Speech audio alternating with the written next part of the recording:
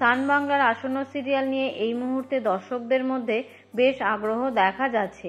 এই ধারাবাহিকে প্রথমবার জুটি বাঁধছেন সৈয়দ আরেফিন এবং খেয়ালি মণ্ডল। খেয়ালি এবং আরেফিনের নাম হতে চলেছে পুতুল এবং ময়ূক। ছোট বোনের ভূমিকায় দেখা যেতে পারে সুদীপ্তা রায়কে। আর এবার জানা গেল আরও এক চরিত্রের পরিচয়। এই নতুন সিরিয়ালে নায়কের ভাইয়ের চরিত্রে দেখা যেতে পারে অভিনেতা সৌনক রায়কে।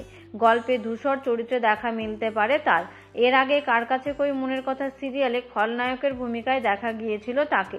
সদ্য গৃহপ্রবেশ ধারাবাহিকেও দেখা গিয়েছে সৌনককে। এবার নতুন মেগায় তাকে দেখার অপেক্ষায় রয়েছেন দর্শকেরা। সুরিন্দর ফিল্মসের প্রযোজনায় শুরু হতে চলেছে সান বাংলার এই নতুন সিরিয়াল। ছোট পর্দায় বোনেদের গল্প বরাবরই টিআরপি ভালো টেনেছে।